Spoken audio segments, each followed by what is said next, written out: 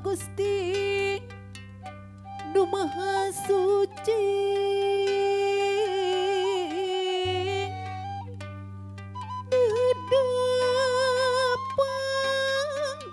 Pangjiangan pangriksa Abdi kempa sawasiwi sejak ngaguar laratan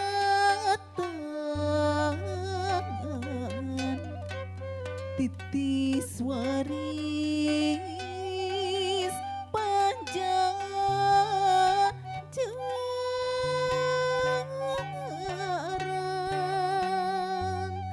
runturun jati rahayu rahayu manjing walagri Neng Ayu gelis anaki nyoreang mangsa katukang 25 tahun katukang ibu hidup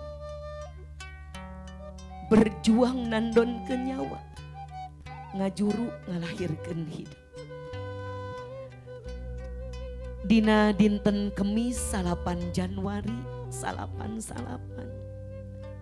hidup gumelar ke alam dunia dirawu di pangku dieyong di ayun ambing lir nangeui nog bebereumna keur meuje hoyong anjeunna gaduh putra istri da puguh lanceuk hidup lalaki kiwari dina mangsana hidup rek ngajatuk rami alhamdulillah ibu Rama hidup masih keneh aya masih tiasa nyarengan hidup ayeuna hidup di ais deui kudu jadi indung ku aisan anu pinuh ku kadede ku aisan anu pinuh ku doa jeung pangharepan Rama hidup cari nakdak payunan hidup teuwasa pagaliwota rasa kasedih jeung kabunga rek ngalupaskeun hidup bageut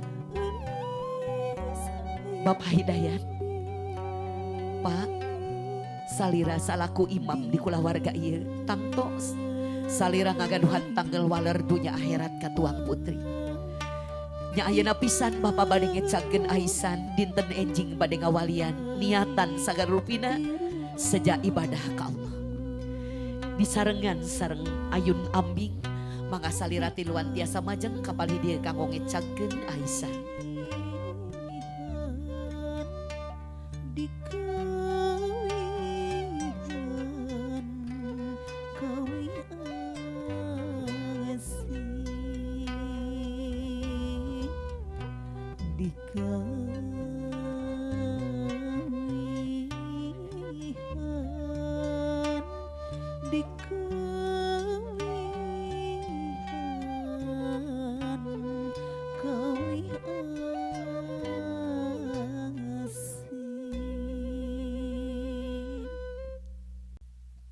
titis tulis ti ilahi kulak canggem bagja diri tos dugi ka ugana tos dugi ka waktosna kodok kodar ti pangeran takdir teu beunang dipungkir kadar teu beunang disinglar putri salira bade dipihukum bade ditikah bade dipigarwa ku Cep Agil Gilban Najib supados kasaksen ku sadayana sareng tuang putri ngemplong manahna sareng kacatat ku para malaikat anu lungsur nyaksian yen bapakna ridho masrahkeun Neng kanggo dipihukum ku Cep Agil mangga ayeuna bapak nyarios langsung ka Neng Ayu bapak teu geuneuk teu maleukmeuk estuning nampi kana takdir ti Allah ridho bade nikahkeun Neng Ayu sareng Cep Agil mangga ieu mikrofon apa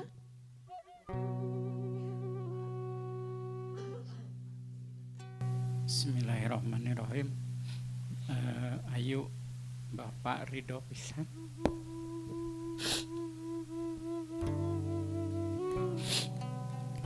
Anjeun rumah tangga jeung Agil sing runtut rauh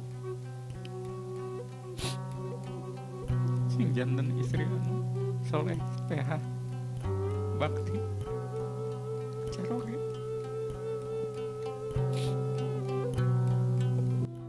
kadang ku salira gelis Neng Ayu Ibu Rama hidup jalmi anu iman ka Allah, anjeunna percaya kana kodo-kodar pangeran. Datos ditakdirkeun ti kawit 120 dinten hidup aya dina kandungan tuang ibu saha pijodoeun hidup. Kusadayana didoakeun mudah-mudahan cep agil sing tiasa janten imam anu sae kanggo Neng.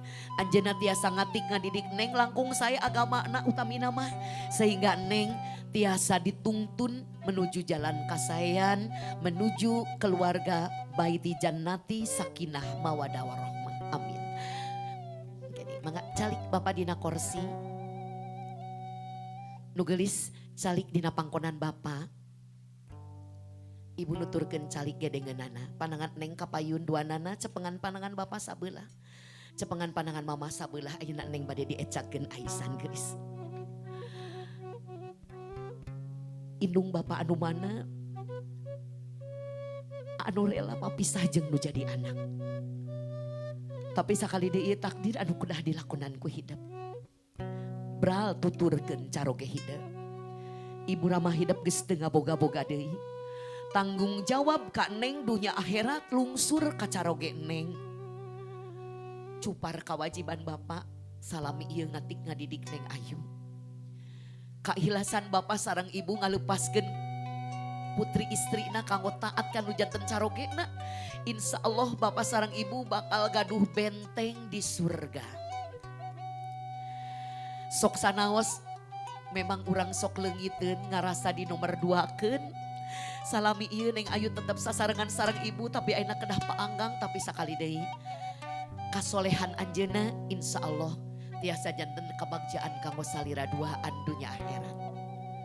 Mangga Ibu Herlina ecakeun lepaskeun aisanana. Dah jungjunan. Keluarga agil sing bisa narimakeun hidup sakieu buktina. Anjeunna oge sing nyaaheun ka Neng sapertos mamah Bapak Aa Guntur oge nyaakan Neng bageur. Neng oge sing tiasa mihapekeun diri nya. Mangga lungsur anaking. Mayun heula ka dieu. Tadi Rama hidup nyanak palita. Simbol salawasna anu jadi kolot mere pituduh jalan kahadean kanu jadi anak. Pon kitu deui Neng sareng Aa. Mudah-mudahan sing tiasa manfaat kanggo balarea bageur sing emut khairunas anfa'uhum linnas. Sebaik-baik manusia adalah manusia yang bermanfaat untuk orang lain. Sing bisa jadi cahaya, sing bisa jadi palita. Sokomo Neng di dunia kesehatan, Masya Allah, danget ieu teh sangat dibutuhkan oleh orang banyak. Sing ikhlas dina ngajalankeun pada melan eta, sehingga Neng gaduh bekal anu sae kanggo mayunan Allah Subhanahu wa taala jaga. Ieu palita sumbuna 7. Nah 7 simbol 7 lapis langit, 7 lapis bumi, 7 lapis surga, 7 lapis neraka, 7 dinten dina saminggu. Mudah-mudahan dina setiap waktos Neng emut kana papatah-papatah ieu. Sumbu anu kahiji mangga diseungeut ku salira simbol iman. Rukun iman anu genep sing panceg dina hate geulis dugikeun ka rup ku padung rup ku lemah, dugikeun ka ulang mulih ka rahmatullah tetep dina kaayaan iman ka Allah. Sumbu anu kadua anaking Islam. Rukun Islam anu 5 oge laksanakeun sabisa-bisa kudu bisa. Hiji dugi ka 4 mah tangtos Neng oge parantos ngalaksanakeunana. Sahadat, salat, zakat, puasa. Tah anu kalima mudah-mudahan ditakdirkeun oge Neng tiasa ngalaksanakeun ibadah haji ka Baitullah. Sumbu anu katilu ieu ihsan. Salaku ihsan kamil, jelema anu kumelendang di alam dunia Neng sing tiasa nyaimbangkeun antara hablu minallah sareng hablu minannas. Hubungan Neng sareng Allah ngalangkungan salat, zakat, puasa, sodako sareng sajibina kedah sae. Tapi hubungan Neng sareng papada jalmi komo ka inung, ka bapa, ka lance, ka uwah, ka bibi oge kedah sae. Ulah dugikeun ka berat sabelah. Sae ka para tatanggi tapi tara daek ibadah. Ibadah husu tapi goreng kadoatur teu tiasa kitu geulis. Kedah saimbang hablu minallah, hablu minannas. Sarajengna sumbu anu kaopat soleh sareng soleha. Aagil mudah-mudahan sing janten caroge anu soleh, neng oge sing janten istri anu soleha. Margi papasangan ibu, wanita yang baik untuk laki-laki yang baik, wanita yang solehah untuk laki-laki yang soleh. Ketika kita sudah menjadi wanita yang baik, yang solehah, insya Allah caroge urang oge bakal nuturkeun. Mudah-mudahan sing kitunya bager. Mangga anu sumbu anu kalima sobar. Gelis taroskeun gerak ka mama. Kahirupan rumah tangga teh salamasna amis. Loba halangan rintanganana. Loba cocobana wayahna sing sabar. Cekolot mah lamun keur manggih tanyakan ulah aral, ulah ngarasula isuk pageto pasti bakal manggih pudunan. Lamun keur manggih pudunan omat oge neng urah rasa maneh pasti isuk pageto bakal manggih tanyakan. Kitu jeung kitu kahirupan moal salawasna dina kasenangan, moal salawasna dina ribu. Sumbu anu ka genep sidikiah jujur. Mi HP ucap lampah rengkak paripola. Jalmi mah anu dicekel omonganana kedah jujur ulah dugikeun ka lunca-linci luncat mulang udar tina tali gadang. Sumbu anu terakhir murokobah. Murokobah itu merasa diri selalu diawasi oleh Allah. Lamun urang ngagaduhan sifat murokobah, tangtos sarengkak saparipola bakal titih rintih lantaran urang sieun aya Allah ngawaskeun, sieun enjing pageto kulu nafsin daikotul maut. Setiap yang bernyawa pasti akan mengalami mati. Eta amanat ti Ibu Ramah Hidep anu diwakilan ku ibu siap kanggo eneng ngalaksanakeunana bageut. Didoakeun ku sadayananya neng dipaparinan kekuatan ku Allah sehingga leres-leres tiasa jalan lurus menuju husnul khotimah.